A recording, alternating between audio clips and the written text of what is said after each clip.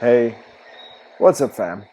So today it occurred to me to make this video which is a little bit different from what you've seen in the past. So I thought I'd break the ice and make it. Today we're going to be talking about newer releases or modern releases that smell like more old school fragrances, or better yet, that would fit in back in the day. I think I'm the perfect guy to make the first video like this because, well, I'm young, but I look older than I actually am. I mean, look at this bald spot. Yeah, I think I'm gonna keep the hat off just because it's fitting.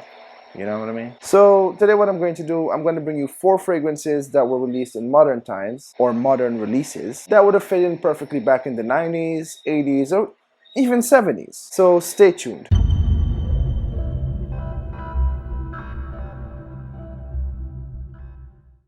Hey guys, I'm Hannibal, this is Magnificence. These fragrances aren't ranked by any means in order of my preference. Some of the fragrances that are ranked lower on the list are actually some that I prefer to ones that are ranked higher. However, these are ranked according to what I perceive, or in my opinion, are better or would have been better releases in the 80s, 90s, even 70s. So the first fragrance we're going to talk about today is one by Abercrombie & Fitch, and that's First Instinct Blue.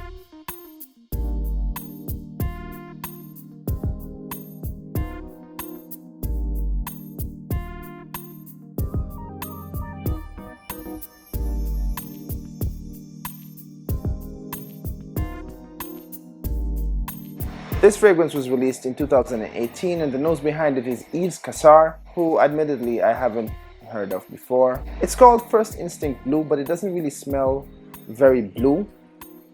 Yes, it's mass appealing, it's very elegant, it's very versatile, a very nice scent altogether, but it doesn't really fit that blue category where, you know, it appeals to a younger generation or to teenagers, 20-year-olds, etc.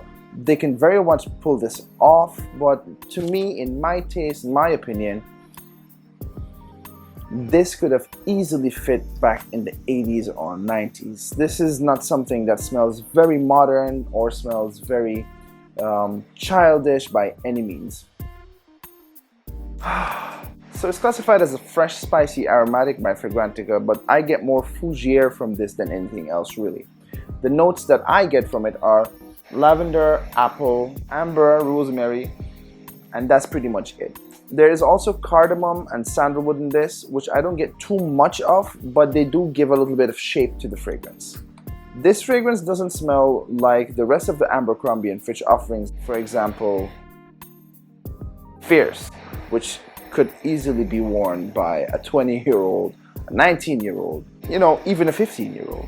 So this is maybe fit for an older guy, not too old, maybe 30s, 40s, early 40s, but they can definitely pull this off without smelling immature or infantile. The longevity on it isn't great, admittedly. The projection and sillage are only moderate. I'd say maybe an hour and a half for projection. Sillage is okay. I mean, I'd spray it on and maybe get a good scent trail for a while, but it dissipates quite quickly. Alright, so that is Abercrombie & Fitch First Instinct Blue. I love this one. I'd give this one maybe an 8 out of 10. Lovely. So the next fragrance is one that I know I'm gonna get a lot of hate for in the comments. I guess I just gotta get ready to delete my channel. But this one, in my opinion, is a very nice, fresh, aromatic, fougere-ish kind of smell. It was released in 2015. It does belong to a very classic, very legendary line, the Acqua di Gio line, and that's Acqua di Gio Profumo.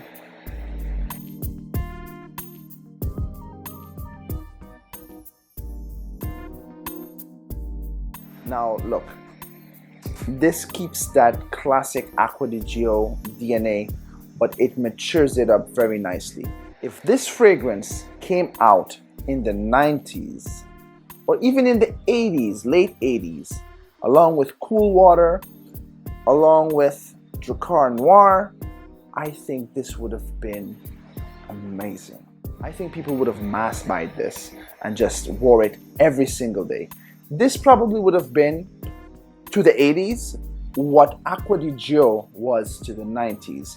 I couldn't go anywhere in between 1995 and 1999 and not smell somebody wearing Acqua di Gio, the original one. Man, the notes behind this are C notes: bergamot, rosemary, sage, incense, and patchouli.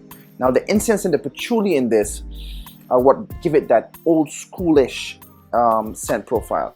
And I can bet you whatever you want, this is what gets most of the older guys that wear this fragrance into this fragrance. The first time I smelled this, I was like, damn, I wish I had discovered this before.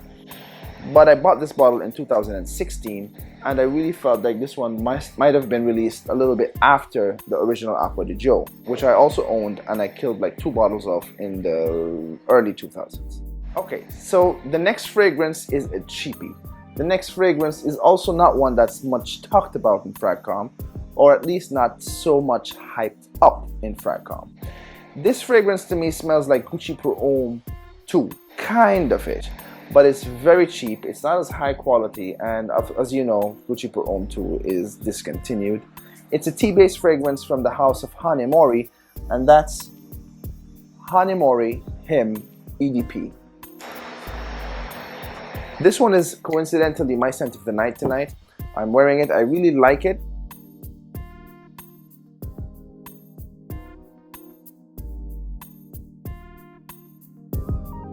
I don't use it as often as I would like to because I do have a really large collection, as you guys already know. This is how much is used out of it so far. It's been in my collection for around 3 years now. I really like it, I really do. And I chose to wear it today, and it was actually the inspiration to this video. Because when I smelled it, I was like, you know what, this doesn't really smell like a kid's fragrance. This doesn't really smell like a fragrance that might have come out in the late 2000s. So this was launched in 2012 by Hanami, and it's classified as a warm, spicy, woody fragrance. What I get from this fragrance is a very strong tea note, like black tea, but it's not listed on Fragrantica as one of the official notes. Instead, the other notes I get from this are violet leaf, pepper, cinnamon, a strong woody accord, and some amber. It's very classy, very elegant. I think I got this 75 milliliter bottle for about $21 on the discounter. So yes, it is a cheap fragrance, but the quality in this fragrance is much more high quality than the price tag suggests. As a matter of fact, I might go as far as saying this smells like almost a niche quality fragrance. Maybe not that far, but you get what I'm trying to say. However, this one, I can guarantee you, if this one came out in 1982 or 1983, this would have made waves. It does smell very mass appealing to the more senior crowd, dare I say, without trying to offend anyone, of course. But it's lovely. If you haven't checked it out, it's not going to break the bank. You can cop a bottle on Fragrance X or Fragrance Buy or even Fragrance Net and try it out. It smells awesome. So the number one on this list is going to be a fragrance from the John Varvatos line. It's one of my favorite fragrances of all time, and definitely my favorite John Varvatos fragrance, and that's John Varvatos Vintage.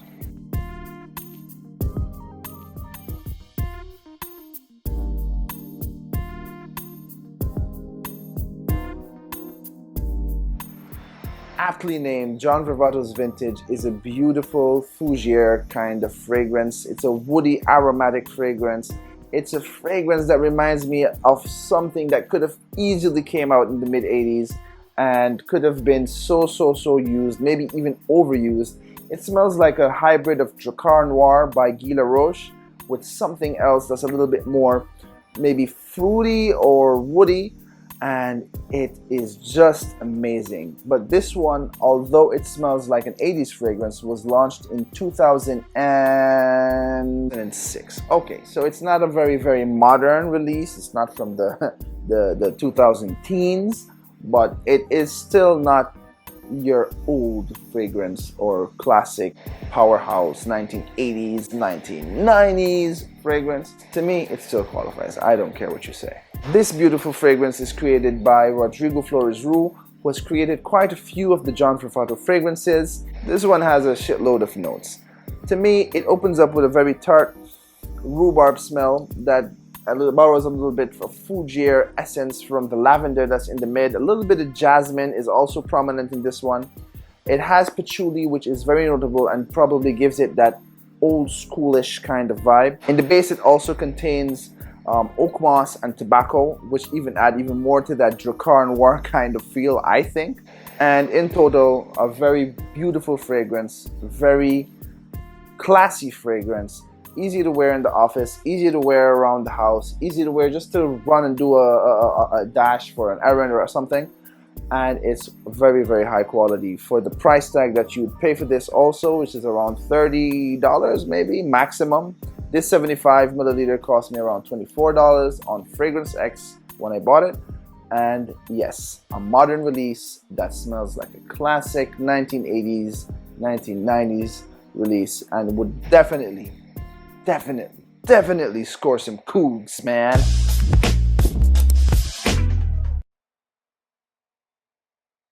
I need to focus on more serious things in my life, and these reviews are getting out of hand with this dirty humor. What's wrong with me?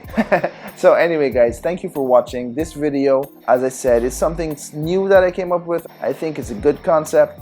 I hope you enjoyed. I hope that you subscribe, you comment, you like, you shared this video. You know, I appreciate the support. Leave me a critique if you think there's something that I could do better, if there's something that I could add to it or take away from it to make it a little bit more appealing, a little bit more informative. My name is Hannibal, this is Magnificence, and thanks for watching.